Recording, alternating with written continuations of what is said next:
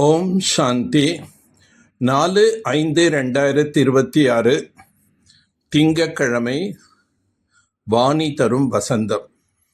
இனிமையான குழந்தைகளே, நிச்சய புத்தி உள்ளவராக ஆகி பாபாவின் ஒவ்வொரு கட்டளைப்படியும் நடந்து கொண்டே இருங்கள். கட்டளைப்படி நடப்பதால் தான் சிரேஷ்டமானவர்களாக ஆவீர்கள்.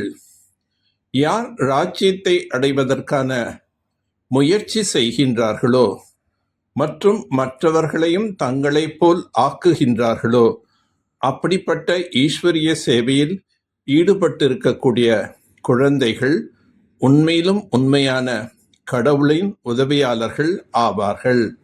அவர்களை பார்த்து மற்றவர்களும் சகயோகியாக ஆவார்கள். நீங்கள் இப்போது உண்மையிலும் உண்மையான சகோதர சகோதரிகள். பாப் தாதா இருவருமே சொல்கின்றார், குழந்தைகளே, தந்தை நினைவு செய்யுங்கள், வேறு எங்கும் புத்தியோகம் செல்லக்கூடாது. புத்தியானது அதிகமாக அலைப்பாய்கின்றது. ஆனால் ஞான குழந்தைகள் தன்னுடைய புத்தியை ஒரு தந்தையிடம் ஈடுபடுத்த முயற்சி செய்வார்கள். பிரம்மாவின் மூலம் பிராமணர்களின் படைப்பு நடைபெறுகின்றது. பாபா பிராமண குழந்தைகளுக்குத்தான் புரிய வைக்கின்றார். நிச்சய புத்தி உள்ளவர்கள் தந்தையின் ஆணைப்படி நடப்பார்கள்.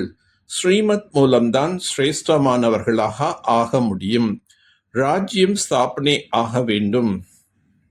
அனைவருமே முழுமையாக ஸ்ரீமத் படி நடக்க மாட்டார்கள். வரிசை பிரகாரமாகத்தான் இருப்பார்கள். இயற்கையின் ஆபத்துக்களை யாராலும் நிறுத்த முடியாது. விநாசமோ நடைபெறத்தான் போகின்றது. பஞ்சம் ஏற்படும், தண்ணீர் கிடைக்காது, பல்வேறு விதமான இயற்கையின் தொல்லைகள் ஏற்படும். உண்மை எது, பொய் எது என்று பாபாதான் புரிய வைக்கின்றார்.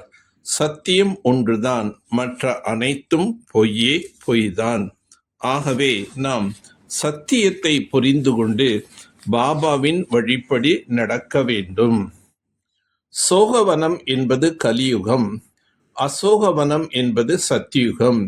இங்கே ஒவ்வொரு அடியிலும் சோகம், துக்கம். உங்களை பாபா சோகமில்லாத சொர்க்கத்துக்கு அழைத்து செல்கிறார்.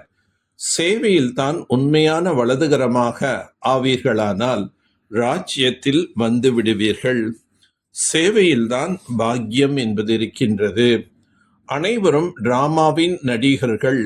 இதிலிருந்து யாரும் வெளியேற முடியாது. தத்தம் நடிப்பில் நடித்து கொண்டே உள்ளனர். பிறகு கல்பத்திற்கு பிறகு அதே பார்ட்டை திரும்பவும் செய்வார்கள். சேவையில் ஈடுபடுவதன் மூலம் அநேகருக்கு நன்மை ஏற்படும்.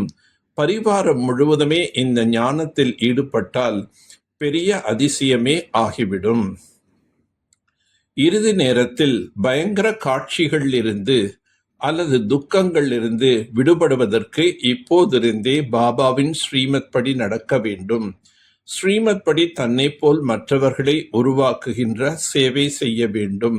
சேவையில் பாபாவின் வலதுகரமாக ஆக வேண்டும்.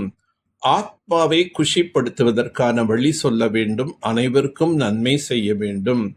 தனது எண்ணங்களின் குழப்பம், அதாவது தண்டனைகளிலிருந்து கூட அப்பாற்பட்டிருக்கக்கூடிய மதிப்புடன் தேர்ச்சி பெறுபவர்களாக ஆகுங்கள். மதிப்புடன் தேர்ச்சி என்றாலே மனதில் கூட எண்ணங்களின் தண்டனை அனுபவிக்காமல் இருப்பது. தர்மராஜின் தண்டனைகள் என்பது பின்னால் வரக்கூடிய விஷயம். ஆனால் தனது எண்ணங்களின் குழப்பம் தண்டனைகளிலிருந்து விடுபட்டிருப்பது. இதுதான் பாஸ் வித் ஆனரின் அடையாளம். வார்த்தைகள், செயல்கள், சம்பந்தங்கள் மற்றும் தொடர்புகள் போன்ற வெளிப்புற விஷயம். ஆனால் எண்ணங்களில் கூட எந்த குழப்பம் உருவாகாதபடி உறுதியாக இருப்பதுதான் பாஸ் வித் ஆனர் ஆக முடியும். ஞானம் என்ற எண்ணெயும் யோகா என்ற திரியும் சரியாக இருந்தால் குஷியின் தீபம் எப்போதும் எரிந்து கொண்டே இருக்கும். உலகில் எந்த விதமான பிரச்சனையாக இருந்தாலும் ஆடாத அசையாதவரின் நிலையில் இருப்பவருக்கு தடையாக இருக்காது.